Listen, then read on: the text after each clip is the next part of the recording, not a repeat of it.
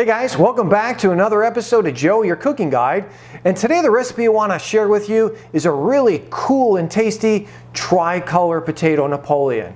And it's layered with an aged Gouda, an Irish Dubliner, and some Parmesan. And this recipe works great as an appetizer or as an accompaniment to an entree. If you're new to the channel, please subscribe and hit the notification bell for upcoming videos. So stick around with me for a bit and let's have some fun.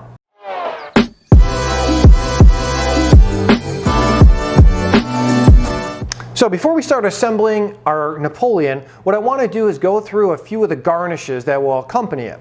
We're going to start with a chili oil. So what I have in this pot here is a half cup of olive oil, about 8 of Arbol chilies, and about 2 tablespoons of some chili flakes. So I'm just going to take that, put it on a low flame, and we're going to let that go for about 30-40 minutes. The next thing that we have is a lime infused crema. So I have a little bit of sour cream.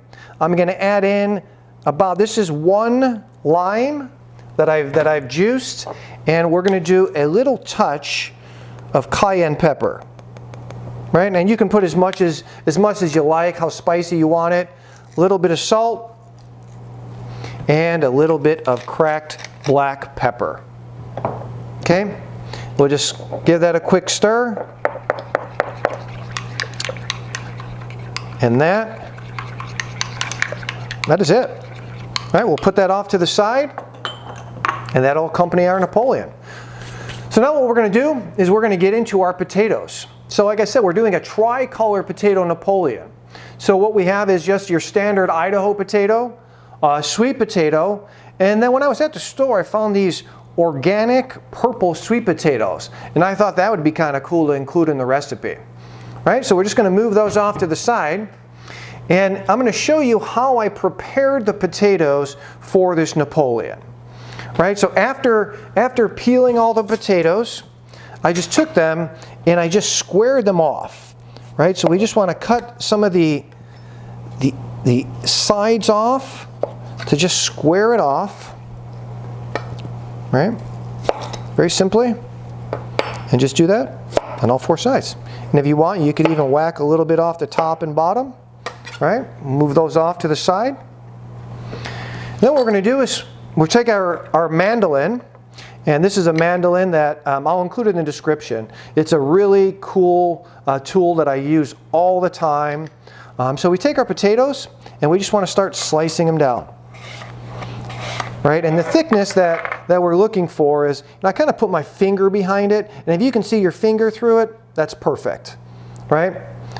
So you just slice that, and then what we'll do is I have all of our potatoes prepared, and we just took them, and I got a stainless steel bowl and about a cup of heavy cream, and we put our sliced potatoes in all the bowls. So we have our sweet potatoes, we have our Idaho potatoes, and then we have our purple potatoes. Right? So what we're going to do is we're going to talk through a little bit about how I prepared the pan. So this is just a 9x9 standard baking pan, and I sprayed it with a little bit of cooking oil, lined it with some aluminum foil, and now what we're going to do is do the same on the inside. So we're going to put a little bit of olive oil. I have a brush, and we're just going to take it and just brush some of that oil on the bottom and the sides. And you really want to get it in there really well. Okay, so we have our pan, and now we're going to start to assemble. Right, so we lined our pan with the aluminum foil, put a little bit of olive oil on the bottom and the sides, and now we're going to start to layer. So we're going to start with our purple potatoes. All right, and when we put them in, we just want to overlap them slightly. All right, we just take them, and once you kind of get in the groove, you can boogie through this pretty quickly. Right, and then when you get to the sides here, right, just make it all fit in there. Okay, and then we're going to take a little bit of rosemary Right? A little bit of thyme. Okay, and then we're going to add, this is a 20-month aged Gouda, probably one of my favorite cheeses. Right, now you don't need to put a whole lot, so we're going to do a little bit of Gouda on this layer, touch of salt, a little bit of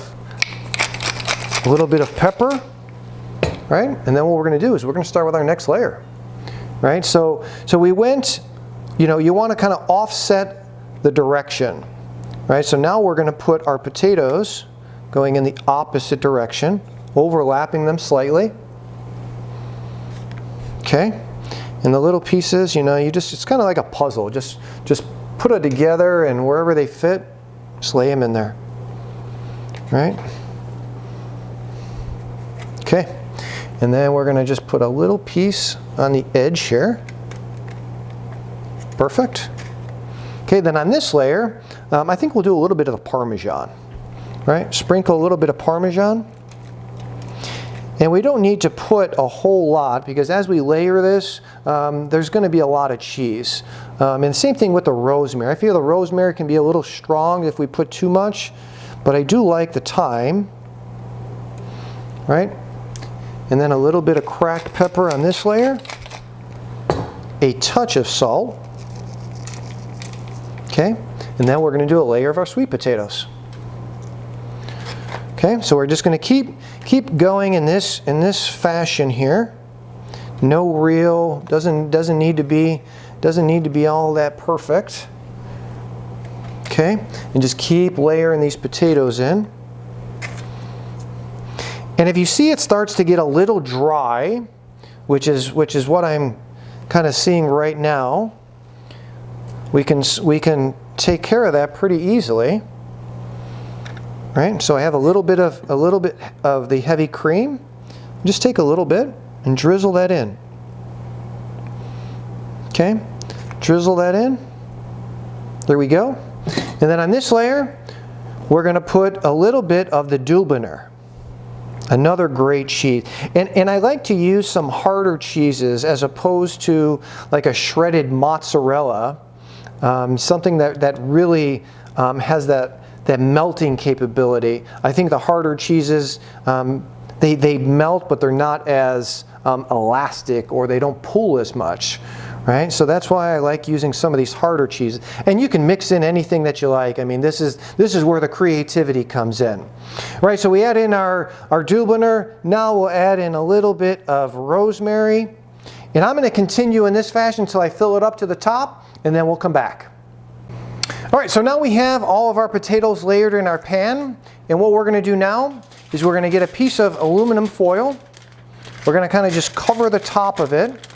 And then what we want to do is start to close it off. All right, take your foil and just tuck it over. Okay. I have the oven preheated to about 350 degrees. So what we're going to do is I have a pan of similar size, and we're just going to set that on top and just kind of push it slightly. Right, just to kind of level things out, right? And then what I have is, this is actually a weight, a little weight for exercise, and I just cleaned it very well, wrapped it up in some aluminum foil, and we're going to set that on top. And what this is going to do, it's going to apply some pressure, so as this bakes and the potatoes start to become more tender, it starts to really compress everything. And that's what's going to make this Napoleon look really cool, and you'll see all those layers of potatoes. Right? And then I have a little half sheet pan that we want to place this on. So as it bakes, if there's any cream that should spill over, it goes onto the pan and not into your oven. All right, so what we're going to do, we're going to pop this in a 350 oven. This will take about an hour, maybe an hour and 15 minutes, and then we'll come back and we'll do our final presentation. All right, so we've baked our Napoleon for about an hour and 10 minutes in a 350 oven. I took it out and then I just let it rest on top of the stove for about 30 minutes. After that, we took it and inverted the pan onto a smaller cutting board, and just peeled off our foil. And I just cleaned up some of the edges really quick. So now what we're going to do is we're going to start to do our final presentation. So we're going to chop some fresh chives, and I wanted to show a cool little trick when you're chopping chives. I just got a paper towel and folded it into a ribbon, took our chives, put it into that ribbon, and what that's going to do is hold them all together while we're chopping them up. It's just a really simple little trick that makes it a little bit easier when we're chopping our chives. And I think for our purpose today, that is going to be plenty. All right, so we'll just put them in there. All right, move that off to the side. Wipe off our board. Okay. And then what we're going to do here is we're going to start to cut our Napoleon.